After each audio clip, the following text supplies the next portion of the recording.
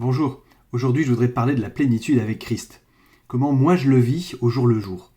Et je te propose dans un premier temps de te munir de ta Bible et de prendre Luc 11 au verset 13, où il est écrit « Si donc mauvais comme vous êtes, vous savez donner de bonnes choses à vos enfants, à combien plus forte raison le Père Céleste vous donnera le Saint-Esprit si vous lui demandez. » Et c'est exactement ça dont je voudrais te parler ce matin. Effectivement, j'ai appris à demander l'Esprit Saint plusieurs fois par jour, tout au long de ma journée.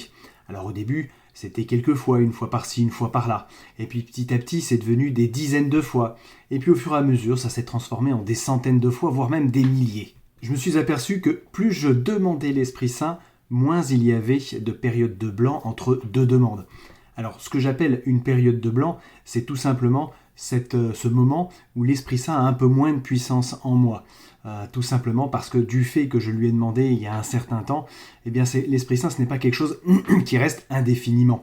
Ce n'est pas une fois que tu l'as, il est là et puis c'est réglé. Non, c'est quelque chose qu'il est nécessaire d'entretenir à chaque instant. Et donc voilà cette période de blanc. Donc comme Jacob a combattu durant toute une nuit avec Jésus, j'ai décidé de ne pas lâcher le Christ de manière à ce que je sois toujours rempli du Saint-Esprit. Alors, spoiler alerte, je ne suis pas parfait et il m'arrive encore malheureusement de pécher justement dans cette période de blanc quand je laisse trop de temps entre deux demandes du Saint-Esprit. Lorsque sa puissance faiblit en moi, c'est à ces moments-là qu'il m'arrive effectivement de chuter. En revanche, le reste du temps, c'est une vraie plénitude avec Christ. Alors tout d'abord, il m'apprend à maîtriser mes pensées, donc mes paroles et mes actes. Ensuite, il m'apprend la patience.